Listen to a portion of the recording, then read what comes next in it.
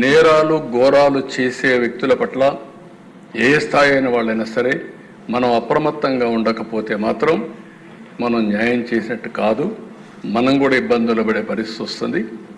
ఆ తర్వాత సాయంత్రానికి అధ్యక్ష ఎప్పుడైతే పోస్ట్ మార్టం చేశారో, ఏ టీవీలో అయితే గుండెపోటని చెప్పారో వాళ్లే సాయంత్రానికి మాట మార్చేసి ఇంతవరకు మా తండ్రి చనిపోయాడు, ఇప్పుడు తండ్రి లేని బిడ్డే కాకుండా చిన్నాన్న ఉంటే ఆ పెద్ద దిక్కు కూడా లేకుండా పోయిందని చెప్తే ప్రజలు నమ్మించే పరిస్థితికి వచ్చారు.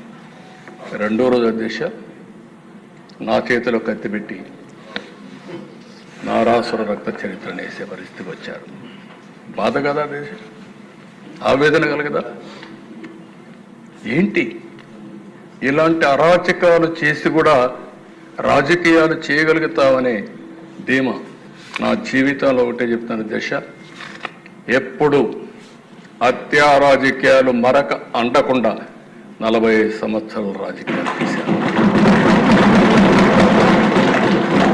ఎవరైనా హత్యా రాజకీయాలు చేసిన ప్రజాక్షేత్రంలో పోరాడి అలాంటి వ్యక్తుల్ని శాశ్వతంగా రాజకీయాలు లేకుండా చేశాను తప్ప, శిక్షలు బయటకు చేశాను తప్ప, నేను ఎలాంటి పరిస్థితులు కూడా అలాంటి దీనికి దోహదం చేయలేదు. నేను ఎప్పుడూ చెప్పేవాడిని, ఒక హత్య చేయడం అనేది చాలా ప్రమాదం. పోస్ట్ మార్టానికి కారకులైన వ్యక్తులు మీకు కూడా పోస్ట్ మార్టం జరుగుతుంది, జాగ్రత్తగా ఉండమని హెచ్చరించాను. ఈరోజు ఈ హౌస్లో కూడా ఎమ్మెల్యేస్కి అందరికీ చెప్తున్నాను, మీ నియోజకవర్గాల్లో లా అండ్ ఆర్డర్ కంట్రోల్ చేయడం మీ బాధ్యత. లా అండ్ ఆర్డర్ని మనం కానీ విస్మరిస్తే ప్రజల్లో అశాంతి వస్తే కరెక్ట్ కాదు.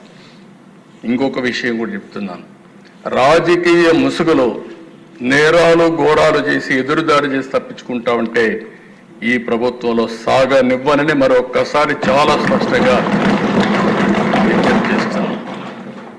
ప్రజలకు మనం లా అండ్ ఆర్డర్ క్రియేట్ చేయాల్సిన, సమస్యలు లేకుండా చేయాల్సిన అవసరం ఉంది. టెక్నాలజీ వచ్చింది, టెక్నాలజీ ఉపయోగించుకుంటాం. కడాన పోలీసులు చూస్తే వాహనాలు కూడా లేని పరిస్థితి, పెట్రోల్ కూడా ఇవ్వలేని పరిస్థితి, ఇలాంటి చాలా జరుగుతున్నాయి. చాలా వరకు కరెక్ట్ చేశాం, ఇంకా కరెక్ట్ చేస్తాం. పోలీస్ యంత్రాంగాన్ని అప్రమత్తం చేస్తాం.